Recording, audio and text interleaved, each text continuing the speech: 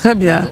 Alors, Herman voudrait la parole parce que pas très en accord avec... nous ne partageons peut-être pas l'avis de ce qu'Élysée a dit. Élysée a dit, et je pense qu'il est à retenir, que les propos du président Thiam n'ont rien de nouveau.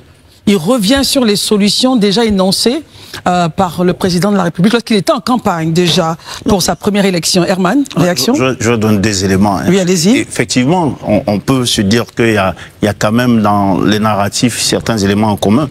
Mais je veux dire à Élysée que les indicateurs qu'il a présentés de Soubré, oui. Je dis que ce n'est pas nouveau sur le kilométrage que le président Ouattara a pu réaliser et autres. Aujourd'hui, lorsque le président Ouattara s'est adressé devant le Congrès, il a montré que les aspects jugés reluisants. Aujourd'hui, l'alerte qui est donnée par Tidjane Thiam, il faut l'apercevoir, c'est au niveau quand même, il y a quand même des cadavres qui sont dans le placard. Quand on nous sort l'indice de développement humain, où on est parmi les 30 bons derniers, à 166e place, alors qu'on était à 159e place. Ça veut dire qu'on est parti à 166e place sur 193. Je veux dire que lorsqu'on parle d'indice de développement humain, on doit savoir, c'est vrai qu'on peut se demander l'orientation des politiques de gouvernance, où est-ce que tout ce qu'on fait, on accepte ces croissances-là. Finalement, comment est-ce qu'on n'arrive pas à rendre aussi heureux? Il n'y a pas véritablement un impact sur les populations. Il faut se poser la question. Les performances, là, on les connaît de M. Ouattara. Pourquoi est-ce que pendant qu'il y a la croissance économique et que les populations, aujourd'hui, leur âge de l'indice de décès, c'est leur âge pour mourir, pour l'espérance de vie, autant pour moi, a diminué. Pourquoi est-ce qu'ils sont parmi dans les pays où l'indice de développement humain n'est pas intéressant? Ça veut dire qu'ils ne sont pas véritablement épanouis. Il y a que ça. Donc il faut peut-être qu'il oriente tout ce qu'on gagne là sur ces questions-là. Maintenant, sur la question du profil, la surréaction des gens du pouvoir ou bien de ceux qui pensent que Tidjane Thiam n'a rien dit dans son discours, c'est parce que Tidjane Thiam, comme ils l'ont dit, a le même profil plus ou moins que Ouattara. Il y a des éléments que vous ne voulez pas sortir. Voici un monsieur qui a des origines aussi bien ivoiriennes qu'étrangères. Donc, il y a une base de personnes naturalisées qui sont généralement, ces personnes-là, quand elles ne prennent pas au scrutin, votent généralement Ouattara. Voilà, monsieur Tidjane Thiam va venir partager cela. Il a aussi l'aspect religieux. C'est un musulman, comme tout le monde. On a ici, comme tout le monde, c'est-à-dire, Herman? Comme monsieur Ouattara, je veux le dire ainsi. Ici, on a vu que dans ce pays, les musulmans, on avait des arguments politiques pour pouvoir convaincre les musulmans. Est-ce qu'on ne va pas sur des terrains glissants quand même? Il n'y a aucun terrain glissant. En parlant de religion et d'autres. Non, c'est aujourd'hui en Côte d'Ivoire, qu'on le veut ou non, les hommes, comment on appelle là, il y a les contrées politiques par région et par, on peut le dire même, par religion. Il ne faudrait pas qu'on se cache. Il y a beaucoup plus de musulmans au RHDP. C'est pas moi qui le dis. Alors, est-ce que vous avez... Non, c'est pas... Est-ce qu'on a les chiffres? Je ne suis pas en train de dire que c'est mauvais. Ce sont des citoyens. Oui, les gens peuvent choisir de suivre un politique. Je suis en accord. Mais ce que je suis en train de dire, c'est que M. Thiam aujourd'hui... Si nous parlons chiffres, qu'est-ce qui justifie? Est-ce qu'on a des chiffres? Moi, c'est ce qui me rassurerait en fait. Mais attends, regardons, quand vous parlez de la zone du Nord, c'est une zone à grande population musulmane. Elle vote qui? Pourquoi vous avez peur des éléments sociologiques? C'est des éléments sociologiques, je ne suis pas en train de faire de la propagande. Pour terminer. On peut simplement être factuel avec des chiffres. Mais oui, je viens de vous donner un élément factuel. Je vous ai parlé de la population du Nord qui est à grande majorité musulmane. Ça, au moins, c'est un élément factuel. Quand on dit... Est-ce que le PDC... Non, Herman, oui, on va terminer. Après, je peux vous donner des éléments. C'est pas grave. Bon, on parle ensemble, on dialogue. Oui, allons-y. Je disais simplement, pour mieux se comprendre, lorsqu'on dit qu'au Nord, et j'estime pour ma part que c'est quand même assez délicat, mais on va y aller. Allez-y. Quand on dit pour ma part, on dit au Nord, on a la grande majorité. Mon point, c'est, j'accepte une majorité, mais j'aimerais avoir des chiffres. On a, par exemple, 40%, 85% de personnes de cette obédience religieuse qui votent RHDP ou qui votent PDCI. C'est ça qui me rassurerait. Ensuite, après, par derrière... Quand vous parlez des chiffres, je pense que... Je vous ai parlé de... Comment on appelle là? De toute la région du Nord. La région du Nord, est-ce qu'on est d'accord que les sièges politiques là-bas sont occupés par les Nordiques, par le RHDP, n'est-ce pas? Nordistes. Est-ce que les Nordistes ne sont pas beaucoup plus représentés au Nord, dans le Nord? Oui ou pas? Donc, voici les faits. Faudrait pas, quand vous voulez, je ne vais pas vous donner les chiffres ici parce que je n'ai pas. Très bien. Mais ça, il faudrait qu'on le sache. Maintenant, pour terminer, allons-y dans le débat, pour terminer rapidement, ils ont la même carrière, plus ou moins. Voici les gens à l'international, ils ont les mêmes réseaux. Ils ont plus ou moins, ils connaissent les milieux financiers, les milieux des grands de ce monde. Ceux qu'on dit, à tort ou à raison, qui manipulent les jeux en Afrique. Voilà pourquoi le profil de Tidjane Thiam fait peur. Sinon, il n'y a rien aujourd'hui, on n'a aucun élément sur ce meeting qu'il a fait à Soubré que de sortir des broutilles de ce genre-là. Comme quoi, non, ce gars-là, il n'était pas ici, ça fait 20 ans, il ne connaît pas le pays. Mais non. Est-ce que le gars, il n'a pas donné les éléments concrets concernant l'indice de développement humain? Très bien. Point.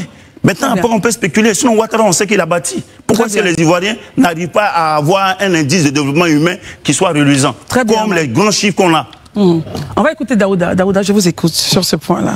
D'accord, je pense qu'on ne va pas aller faire de la gymnastie au niveau des directement choses. À vos points, ouais. On va venir sur les propos de M. Tidjane Thiam qu'il a tenus. Je pense que Barry a essayé de l'expliquer plus ou moins, où il a dit que ce n'est pas le gouvernement qui faisait la croissance, mais c'est plutôt la population. Et donc, j'ai estimé que dans les propos de M. Tidjane Thiam, il y avait de l'incohérence. Pourquoi je trouve que c'est incohérent? Pour quelqu'un qui aspire lui-même à diriger, il ne peut pas s'asseoir, bien s'arrêter devant une foule chauffée à blanc et acquis à sa cause pour dire que le gouvernement ne fait rien, c'est plutôt la population. Ça veut dire que si je fais le rôle aussi de l'opposition, Daouda. Je viens. Si on va dans une analyse par l'absurde, ça veut dire que techniquement, lui-même, Tidjane Thiam, lorsqu'il sera aux affaires, il n'aura rien à créer, il n'aura rien à faire, puisque c'est la population qui crée la croissance. Vous voyez un peu. Donc on serait dans une forme d'anarchisme. Parce que l'anarchisme est un courant philosophique et politique. Bien sûr. Dans l'anarchisme, on peut se gérer. J'estime que c'est incohérent. Plus loin, je pense que tout à l'heure, mon très cher collègue Herman parlait de l'IDH, l'indice de développement humain. Pour ce que je sais, le classement et l'élaboration du classement de l'IDH est fait selon plusieurs facteurs. Notamment, on parle de l'éducation, de la santé, de l'accès aux sciences sociaux, etc. Et pour qui fait un peu de recherche et demande ça et là, que ce soit au niveau du PNUD qui élabore ce classement, et même le ministère du Plan et de l'économie, ils te disent que il y a eu un biais méthodologique en fait. Un biais méthodologique. Voilà, il y a eu en fait les statistiques, les chiffres qui ont été donnés ne sont pas les bons chiffres. Justement, j'allais en arriver. Parce que c'est l'UNESCO qui donne les statistiques de l'éducation. Et comment on appelle ça, le rapport de l'UNESCO qui est parti au niveau du PNUD pour faire le classement, en réalité, ce sont les rapports de 2016. Et je pense que le directeur du plan le dit clairement, la ministre Kaba Nialé le dit clairement, le gouvernement même a même fait un courrier au PNUD pour qu'il y ait correction. Oui, le directeur du plan l'a dit hier sur le plateau de nos confrères. Voilà. Moi, j'estime que partant de ce principe-là, il faut éviter de rentrer dans ces petits clivages d'indices de développement. Aujourd'hui, sur le terrain, concrètement, est-ce que les Ivoiriens ressentent quelque chose? Est-ce que les Ivoiriens ressentent quelque chose? Est-ce que l'école est plus proche des populations? Il a donné des chiffres qui sont vraiment éloquents. Première chose. Deuxième chose, est-ce que les centres de santé sont plus proches de nos populations? Troisième chose, est-ce qu'aujourd'hui, l'école est-elle véritablement gratuite ou pas en Côte d'Ivoire? Est-ce que les enfants vont à l'école jusqu'à un certain âge? Est-ce qu'il y a des situations qui sont créées de sorte que même les enfants qui sont sortis du système scolaire arrivent à être rattrapés par l'école de la deuxième chance? Donc, il faut pouvoir calculer tout ça. Maintenant, pour terminer rapidement sur la question... En même temps, Daouda, quand les chiffres sont peut-être biaisés, est-ce que ça ne peut pas justement changer ou trafiquer donc le regard? Mais bien, c'est ce que j'ai dit par le thème biais méthodologique. Bien sûr. Puisque les chiffres qui ont été donnés par l'UNESCO, forcément, ça va erroner, ça va rendre faux le classement qui va sortir. Maintenant, à mon avis, Je pense que sur ce plateau, personne n'a dit que M. Thiam venait d'arriver au pays, tout et tout. Mais certains le disent. Voilà, mais moi, je dis qu'il venait d'arriver. Voilà. C'est maintenant qu'il je prends la balle au bon. Je prends la balle au bon et je dis clairement, je pense que Thiam, en fait, à chacune de ses sorties, on a comme l'impression qu'il veut raconter une histoire.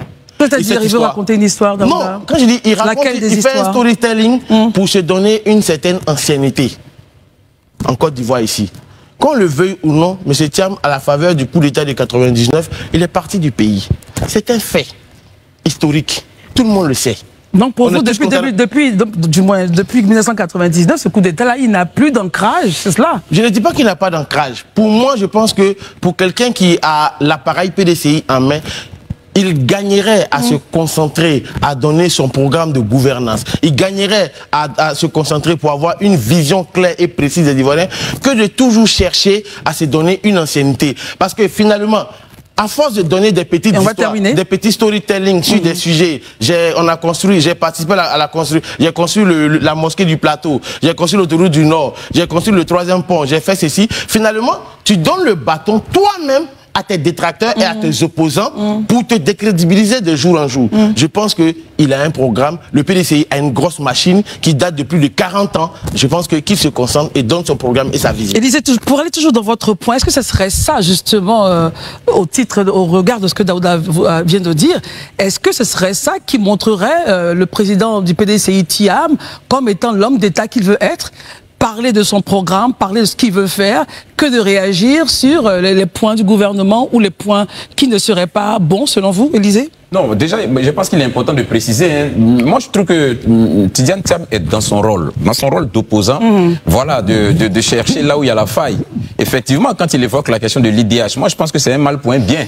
Parce que, comme Daouda l'a dit, effectivement, hier, on a suivi quand même le directeur du plan, voilà, qui disait que les chiffres là-dessus, voilà, qui a expliqué le biais qui a eu lieu, effectivement, l'erreur du fait que ce soit des chiffres de 2016 qui a été utilisé pour pouvoir calculer cette IDH-là. Et même d'ailleurs, le gouvernement aurait même fait un courrier au PNUD qui a réceptionné le courrier et qui a donc indiqué que dans les semaines à venir, un communiqué conjoint sera fait pour rectifier cela. Parce que selon le directeur du plan, nous sommes dans l'IDH, je vais dire, des pays moyens, mais pas des pays faibles. Alors que le résultat qui est donné nous ramène dans les pays faibles. Bon, ça, je pense que Tidiane Thiam, pour moi, il a bien fait de l'évoquer. Ça permettra quand même à l'État aussi de comprendre qu'il faut être très vigilant sur un certain nombre de choses. On ne peut plus permettre que des chiffres sortent comme ça, surtout quand ça doit positionner le pays. Donc moi, je trouve que c'est un mal point bien. Ensuite. Mais permets-moi de revenir rapidement sur les indicateurs de l'IDH, comme il a évoqué. Allons-y. Rapidement.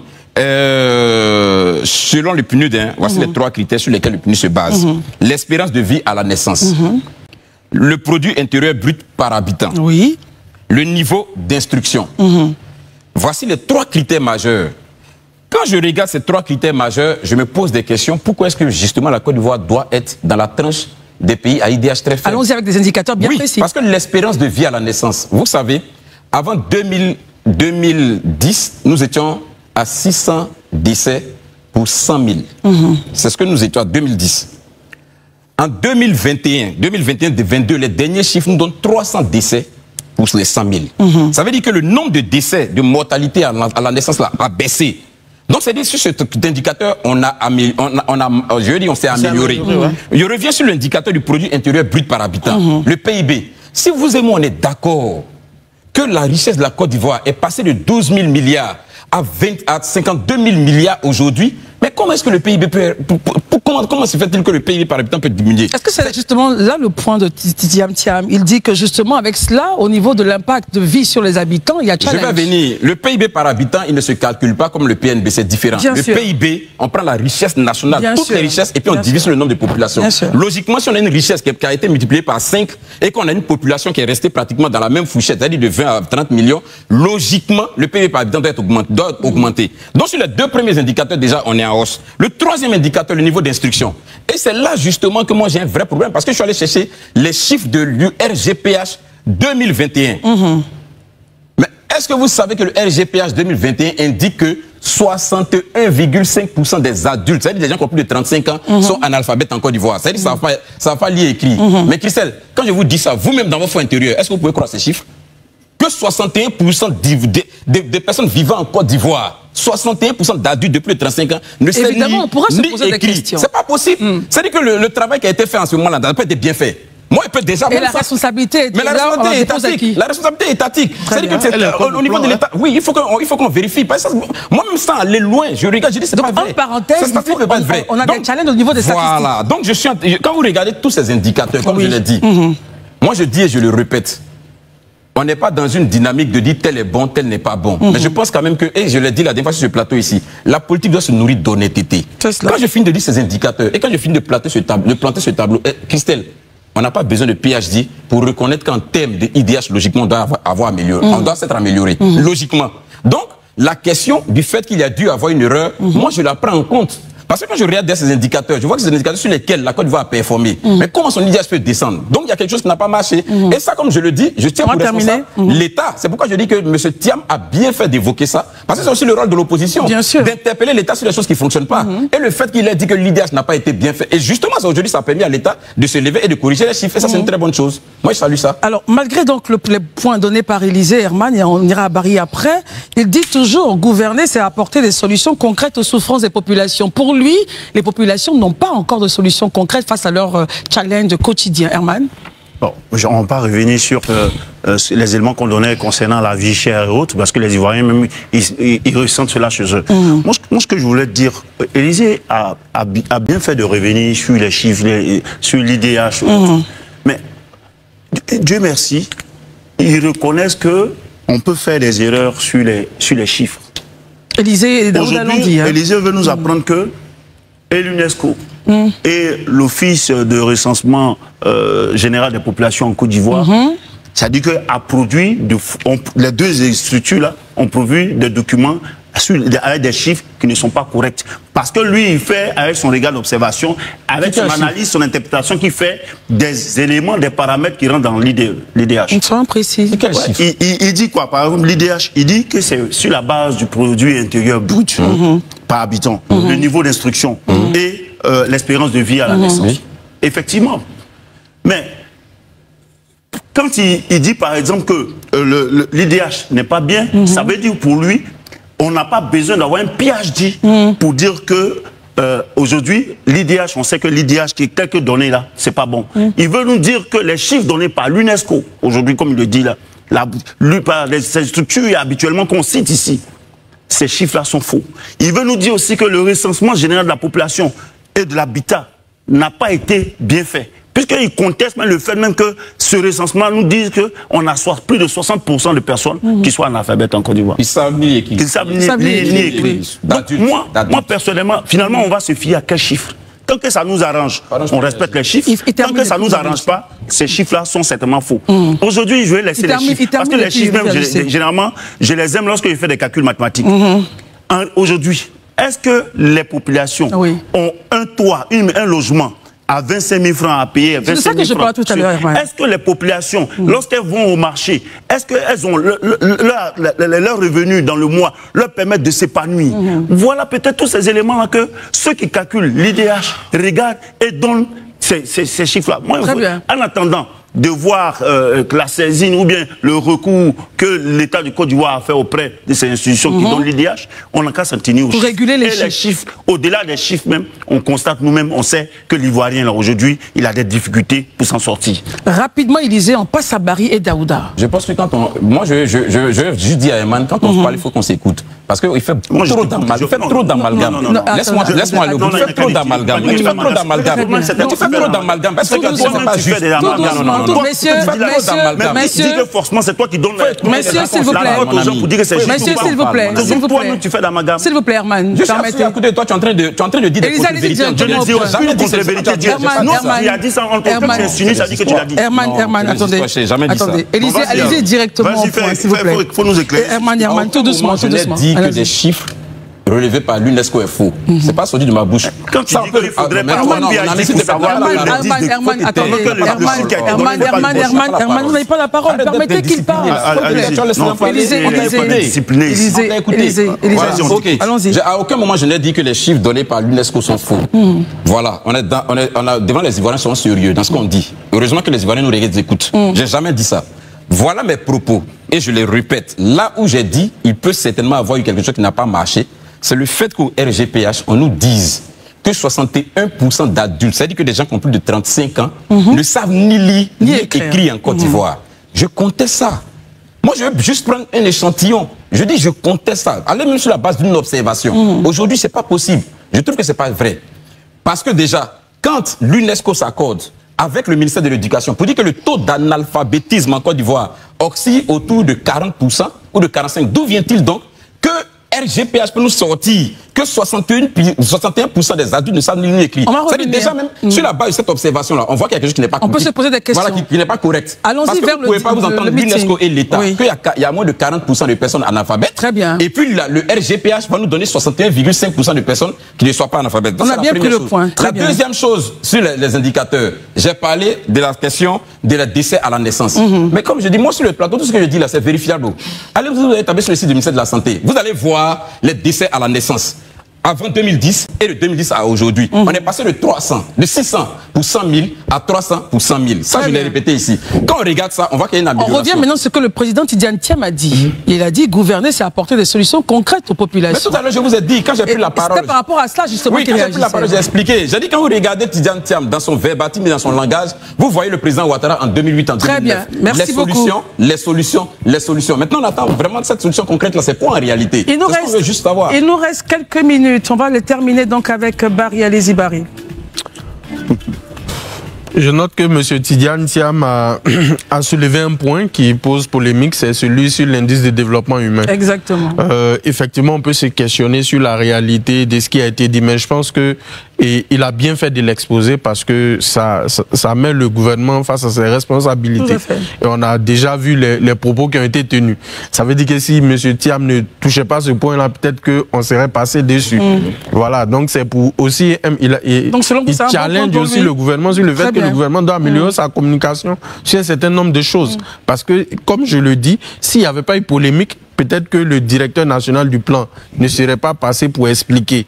Or, gouverner, c'est exécuter, prévoir et expliquer aux populations bénéficiaires que voici ce qui a été fait. Il a parlé même du PND. Combien d'Ivoiriens savent c'est quoi le PND?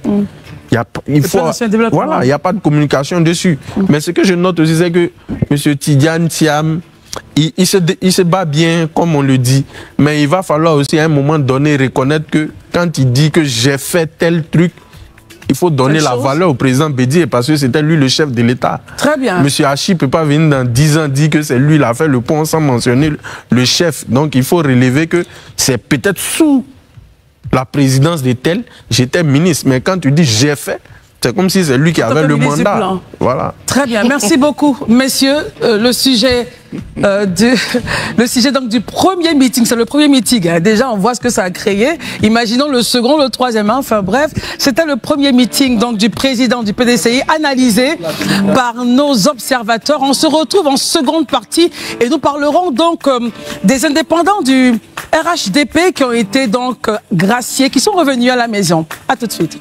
Chers téléspectateurs, vous venez de suivre ce débat captivant sur le meeting du PDCI RDA.